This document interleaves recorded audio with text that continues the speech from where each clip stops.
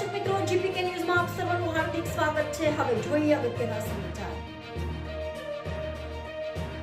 ગઈકાલે સુરત શહેરમાં Rander police station વિસ્તારમાં અંદાજિત 2:15 વાગ્યા આસપાસ એક હરીશ વાકાવાલા જે કાપડનો ધંધો કરે છે એ પોતાના 5 કરોડ રૂપિયા લઈ અને પોતાના એક મિત્ર શ્રીકાંત જોશી સાથે એક ગાડીમાં જતા હતા।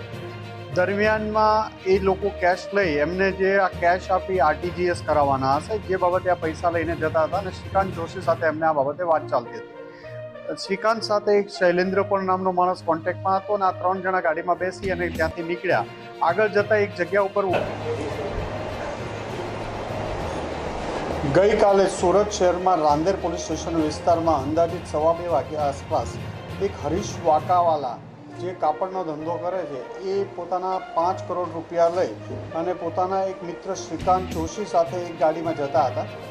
દરમિયાનમાં એ લોકો કેશ લઈ એમને જે આ કેશ આપી આરટીજીએસ કરાવવાના હશે જે બાબતે આ પૈસા લઈને જતા હતા અને શ્રીકાંત જોશી સાથે એમને આ બાબતે વાત ચાલતી હતી। શ્રીકાંત સાથે એક શૈલેન્દ્ર પણ નામનો માણસ કોન્ટેક્ટમાં હતો અને આ 3 જણા ગાડીમાં બેસી અને ત્યાંથી નીકળ્યા। આગળ જતાં એક જગ્યા ઉપર ઊભા હતા ત્યાં એક ઇનોવા કાર ઘસી આવે છે અને શૈલેષ વાકાવાલાના માથામાં મારે છે।